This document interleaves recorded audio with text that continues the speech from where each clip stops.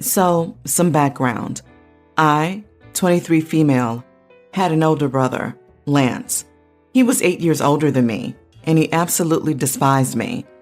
Ever since the day I was born, he hated my guts and set out to make me as miserable as possible. Reason being was because he hated having a sibling, especially a sister, and was happy being an only child. Saying that he was a bully is a major understatement. Our parents initially ignored it, as they thought it was just normal sibling rivalry. But when I was 5, they finally locked onto his behavior and tried their very best to correct it. Nothing worked though. He only got worse and worse and meaner. One incident stands out in my mind. I was little. He locked me out of the house when there was a tornado warning. Out of all the things he's done to me, that was the worst, because there was actually a tornado on the ground, and it almost hit our neighborhood. When he graduated high school and moved out, the last thing he said to me before he left was that I was worthless and would amount to nothing. Thankfully, that was the end of his days bullying me. In the 13 years that have passed since Lance moved out, we've only seen each other on a couple of occasions, one of which being his wedding, and he ignored me on all of them, didn't even acknowledge my presence. He has 2 sons who I don't even know or were even introduced to. He told me that I would never amount to anything and was worthless. Well, I'm in nursing school, hoping to fulfill my dream of becoming a nurse, and I have a wonderful doting boyfriend. Well, 2 weeks ago, I got a call from my mom. Lance was coming home from work, and he lost control of his car and wrapped it around a streetlight. I only felt heartbroken for my parents, but I felt nothing towards him. I made it clear to my parents that I was not going to Lance's funeral, not after many years of mistreatment. They were not happy. They begged me to go, saying that I needed to be the bigger person. He's dead and can't hurt me anymore. I need to be there for them. I understood how they felt, but he never once apologized for all of his years of mistreatment. Not one word of remorse or regret.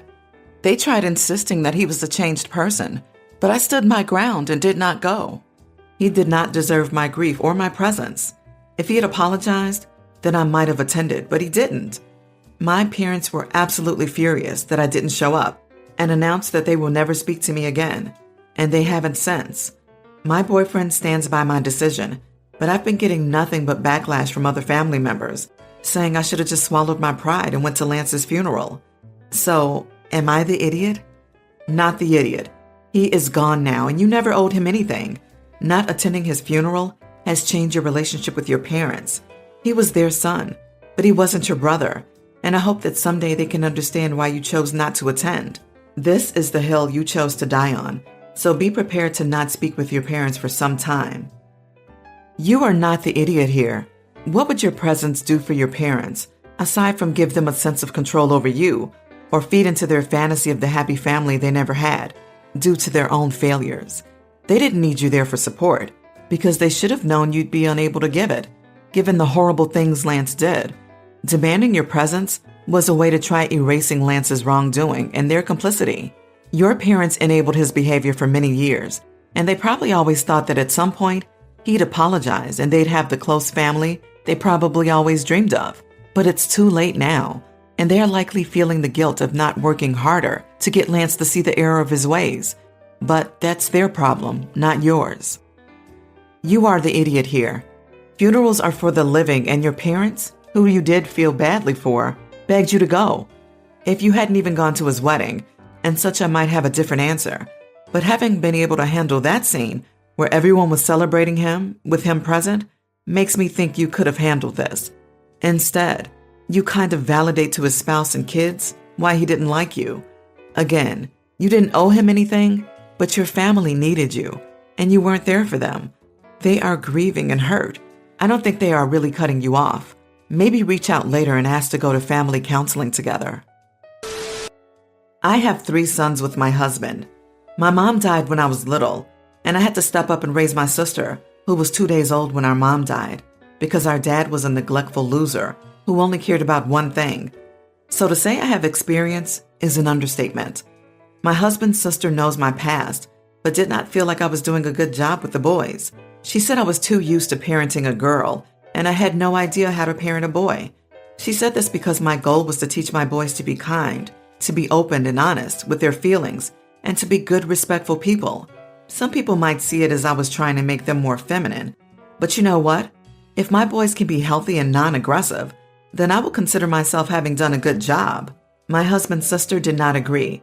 She told me I was raising them to be soft, to be bullied, and I was setting them up for failure. At first, I ignored her. Then my husband talked to her, and I basically stopped caring about a relationship with her after she told me I was failing my kids because my oldest son wasn't afraid to have his friends hear him say I love you to me and his dad. She was so certain he would get crap for it. Why she only blames me is probably obvious, but I know she thinks her brother only goes along with what I do. Anyway, she has been struggling lately because her kids are not very well behaved. The rest of the family have been on her case about it, and she turned to me. No apology or acknowledgement of what she said, and told me she needed me to help her with her kids. I told her that I couldn't possibly help her with the kids when I'm failing mine so badly, and I would hate to fail hers as well. She pretty much lost it and told me I was being petty. We're family, and how could I not put the kids above any issues I have with her? I told her she had called me a bad parent, and I was not going to help her out when she had never apologized or acknowledged that she was wrong. To which she told me again I was petty and should be willing to help her. Am I the idiot? Not the idiot. She's the one putting her pride before her kids. If she really wanted help, she'd apologize. She wants to have her cake and eat it too. Get the help from you without acknowledging her own past mistakes, and that's not how the world works. P.S. You sound like an excellent parent. You are not wrong here. You can't say someone is bad at raising kids, regardless of their actual outcome, then ask for their help. Even if they apologize afterwards, the absolute lunacy of this person. As delicious as this felt when they asked, I suspect you'll become even more well-fed when your kids end up in good jobs, good homes, with good families, due to them being well-adjusted, and her kids continue to be terrors. Sorry you even have to deal with this person, and it sucks her kids are ultimately going to suffer, but it's on her, not you. You are not the idiot. Sounds like she was feeling insecure about her own parenting and shortcomings and looking for ways to undermine yours and your choices. Obviously, sister-in-law is an entitled idiot who embraces toxic masculinity. I, male 28, lost my late fiancé in 2018. It was hard for me to process this sudden change in my life. It took me time to get in therapy. My sister helped me with it even though it was already late.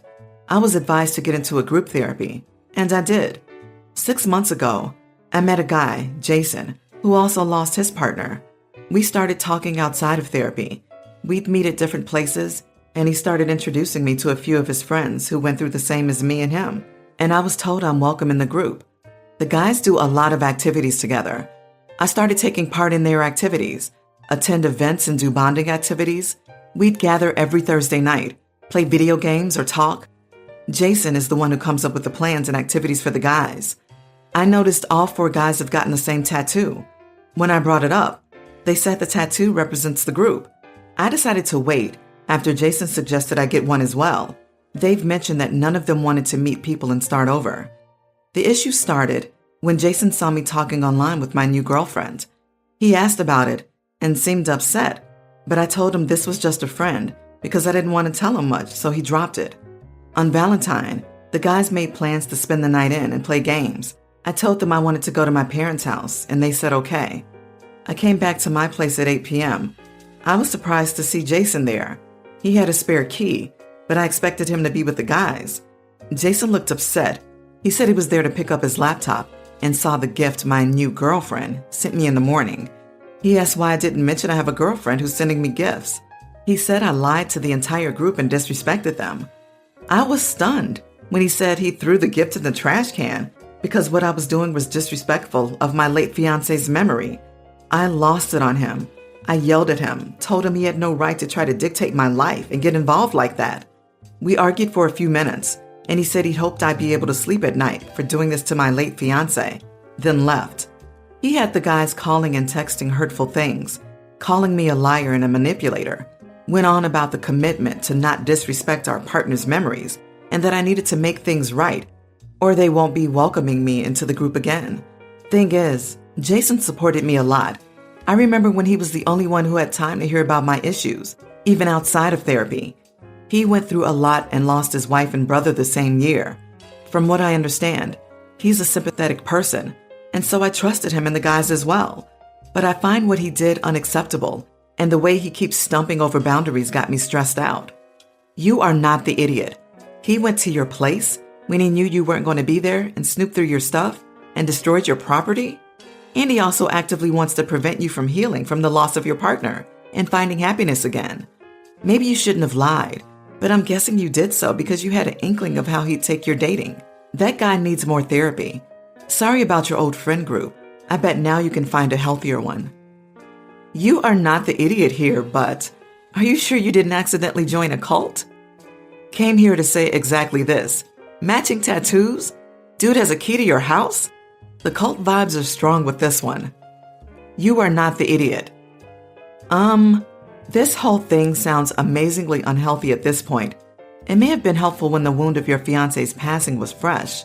Right now, he's invading your privacy, impeding your recovery, and destroying your property. You are not the idiot for kicking him out, and I'd also be rekeying this lock. Even if he gives the key back, you never know if he made a copy. The background. I, 31 male, live in an apartment on my parents' property. I pay market rent before anybody accuses me of being a deadbeat. I have one sister, Tressa, 19, from my mom's second marriage. Tressa doesn't always make the best decisions. For example, she got pregnant with my nephew Jerry when she was still in high school. She has really bad impulse control, and she thinks she can do no wrong, which means she doesn't take advice well. I've always been into body modification. I have about 15 tattoos and gauges. My job pays pretty well. I'm a lineman for a power company, so I can afford it. Tressa has one tattoo, but she wants more. Anyway, she got her stimulus money recently, and she also has a few thousand from a legal settlement last year. She told me she wants to get an extraocular implant. For those who don't know, it's a small piece of metal that's implanted in your eye, and it comes in decorative shapes like hearts and stars. I told her she probably couldn't find an artist to do it. She only has one tat, and in my experience, artists won't do extreme body modifications unless you're really tattooed already. Plus, it's very expensive and comes with some risk. Tressa didn't like that. She told me she already found a guy, and I'd be watching Jerry while she got it and recovered. I told her no. She said she just always wanted to feel wild and attractive, like other girls her age, and she felt like she was always being pushed into the mom mold. I told her she is a mom, in fact, and she should just spend the money on her son. He's totally obsessed with skating and hockey, and I suggested using the money for skating lessons. She's been holed up at her boyfriend's house since, and she isn't talking to me. I wasn't trying to say she's a bad mom, only educating her. Extraocular implants are a big decision, and they can really impact her future. Right now, she's working at a restaurant, but if she changes fields, it'll be harder to find a job. Am I the idiot? Not the idiot for advising, but it is ultimately her bad choice. I looked up these extraocular implants and holy crap, why do people do this to themselves? I don't know why she needs to put a piece of metal in her eye to go wild. She could just go out all night once in a while. LP, you are not the idiot, but I also think you aren't taking the best approach with your sister. She wants to do something potentially damaging and permanent to her eyes that can impact her life long term. Her reason is she wants to feel attractive and normal and not just like a mom. Your response was, you are a mom, spend the money on your kid. This is going to push her to do it, since it's setting up her options as wild, attractive, cool-eyed woman and boring mom who can't do anything for herself. You are not the idiot. She is a mom. Once you have kids, it's not all about you anymore. Sure, it's a highly risky procedure, but it's also selfish and short-sighted. Mostly, you are not wrong here. This sounds like a risky and expensive procedure, and it's totally reasonable to point out the risk involved. But not sure I agree with this. Being a mom doesn't mean you should stop doing anything to enjoy your life, or that every penny you have should go to your kids. While an expensive cosmetic surgery probably isn't a good use of your sister's money, she can still spend some money on herself without being a bad mom. I, 27 female, own a 75% share of a house with my ex, 28 male, who owns a 25% share. The difference is due to my own savings and inheritance money that I put into the house when we bought it a few years ago. Now we are splitting up, mostly because he and I want different things, and he is unwilling to compromise to meet my needs. The house is great, and in the city we grew up in. He loves the place and would like to stay as it has emotional value to him. But due to his lower income, he isn't able to buy me out at market value. He asked I sell him my share below value, which would cost me around $40,000, so he can stay. His reasons are because I don't love the city and the house and will be able to get something equivalent. I have ambitions to move abroad, so it's more pragmatic to buy him out than because I actually want the house. I also have more savings and a much higher income, so indeed it will be easier to get a similar place on my own. While that is impossible for him, while indeed it wouldn't impact me as much to lose the money, I just don't think it's fair, as he's been having a much lower living cost due to our lower mortgage, due to the money I put in. And I agreed to give him a share in the first place when I was planning to buy it alone. So he profits due to the increased market value if I buy him out. He thinks I'm an idiot for not agreeing immediately to his plan, and all our friends and family are on his side and calling me a cold, heartless witch for kicking him out after breaking up with him. So, would it be wrong to not agree to this plan? Am I the idiot if I value $40,000 more than our 9-year relationship? Not the idiot. Absolutely do not agree to his demand. It is not your responsibility to take a $40,000 loss just because what? That's what's most convenient for him? You've already put so much more into this house than he has. If there's a way to go forward with minimal or no contact with him, for example, having a lawyer handle all future communications, that would be best. Do not interact with any of the friends or family he directed to attack you. Block them if possible. Them calling you a witch is crossing the line. If your friends and relatives want him to have that $40,000, then they can all get together and give it to him. You are not the idiot here. OP's question about valuing $40,000 over a 9-year relationship really goes to show how much others have pushed that idea in her head. The one and only reason that their ex has any ownership stake in the house is because OP was generous enough to allow them to buy a share when they wanted to purchase it alone to begin with. They were already taken advantage of once by their ex right here. The ex cannot afford that house, plain and simple. They couldn't afford it when it was purchased. They cannot afford it now. The house should be sold to a third party at market value, and ex can take their own share and buy a more appropriate home for themselves. If everyone thinks they still deserve the house, they can give him or lend him the money to buy it at a reasonable rate from OP. So let me see if I've got this right. You're breaking up because you both want different things, and he is unwilling to compromise to meet your needs. However, you are expected to compromise and help finance the very future that he refuses to share with you by agreeing to sell him your share at a reduced price? And the fact that you haven't immediately jumped at his grand opportunity has turned your friends and family against you? What on earth? I mean, seriously, what the ever-loving earth? You're not his partner anymore, and you don't owe him anything. Certainly not the continuation of the lifestyle he enjoyed while you two were together at your personal expense. Frankly, I think most people would value $40,000 more than a 9-year relationship after the relationship was over, especially if it ended badly. Definitely, you are not the idiot.